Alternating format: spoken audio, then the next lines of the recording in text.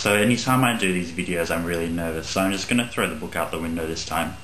I've been thinking about Andy Kaufman, and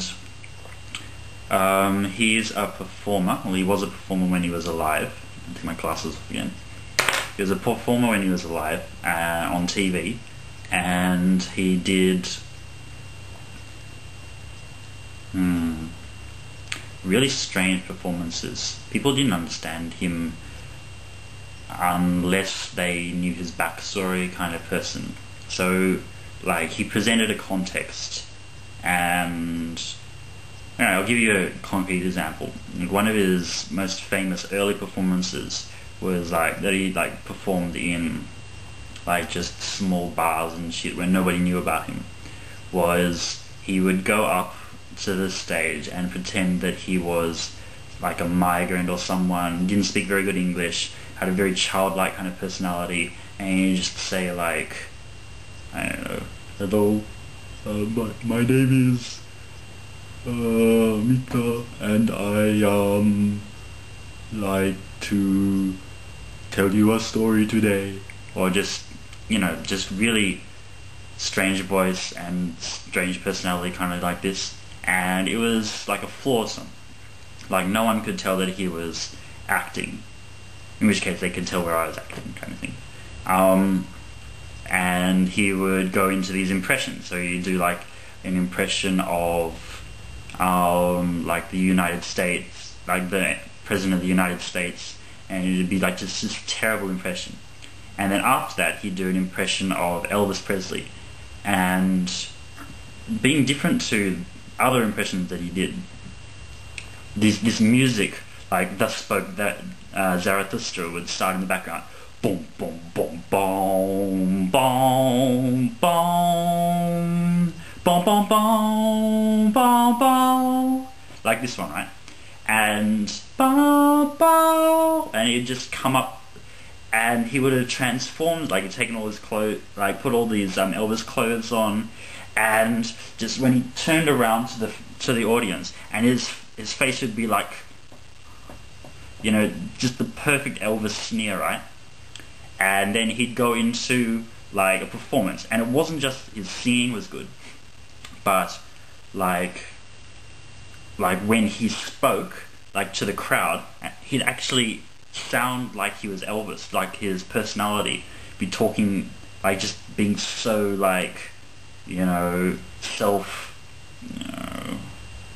so in control of the situation kind of atmosphere.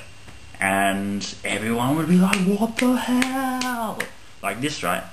And then right at the end, he'd get changed, put on, he'd take off his jacket, and underneath the jacket would be a t-shirt of I Love Grandma. And he'd go back to his original persona of the foreign guy and be like, oh, thank you very much, like this kind of thing. And everyone would be in hysterics at this point because, it was all a joke from the start. But how come? All he presented to the crowd was the very first part, Elvis, and the very last part, which was the same as the very first part. He never showed his real personality, but everyone assumed that because he could do the Elvis so perfectly, then he was just a normal, American guy, right? But you can't assume that. You might have just been a very, very good performer that was a foreign person, and went into character. When he went into character, he was a perfect character. But that's what Andy Kaufman was anyway, because his characters were all flawless and just better than anybody else on TV, I think. I'm going to pause now to see if there's any more space on the video, so hold on. Alright, so that looked like it turned out okay. Next I want to talk about YouTube popularity, and I'm going to take the example of Smosh's number 2 kind of secondary channel called ENH, and there was a video I saw on today where they got these letters on a bed, and they're addressing them out to people. I think it must be for some competition or something, I don't know. And they've got like these little airmail stickers, and they're sticking them on, right? No, it's just anything, right? It's nothing at all. And they've got them laying out there, and they do these like massive jumps, and like, you know, NBA style jumps to get the sticker onto the thing, in the style of Mosh, right? Of Smosh. And you can see, I think, at the start when they're about to, you know, they're about to stick, one of them's about to stick the sticker on, and he just, for whatever reason, does this like super exaggerated, like, you know, sticking like competition style or whatever.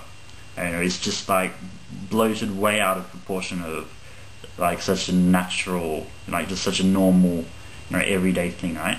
And I think this is a lot of the style of Smosh. And not just the style of Smosh, but it's the style of, you know, just average people that want to be interesting, that think they're interesting or would like to be interesting, and just taking a normal situation and then adding some extra factor to it, and just that spark of creativity when he decides to do like a super jump, and then the other guy comes in and like decides, well, he's got to get in on this special moment that's happening now. So it turns into a competition of jumps, and like there's like a point system, and like they're like Ian, yeah, I think Ian gets like minus points for a gay pink shirt or whatever, and yeah, it's just like after each, you know, new you know, series element, like it just keeps going on top of each other. And I mean, yeah, when you're a kid, not kid, but when you're like teenage with friends, like especially I see this a lot with like just two male friends, and they'll just play off each other, like yeah, one person does something, then the other person has to add something on in the same in the same style, right? And I mean, no one's really pretending. I mean, not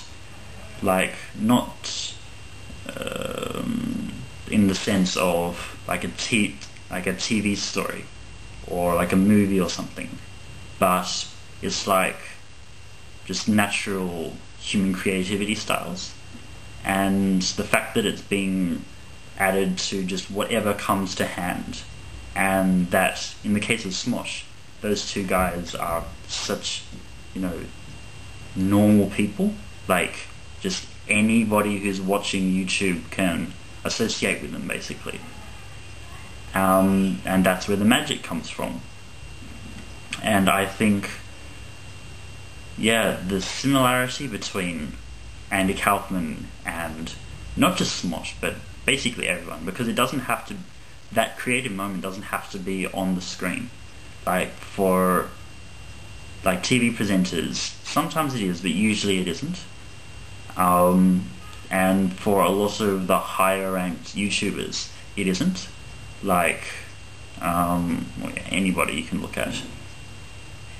But just this continuous flow of, you know, that spark of taking an ordinary situation, like in the case of, you know, just meeting some foreign person, and you see, oh, that's, yeah, it's a foreign person, people, they talk like that, and they have that kind of, you know, wide-eyed, you know, personality or whatever, and just turning it into not a routine, but just taking it into yourself and releasing it back out like that.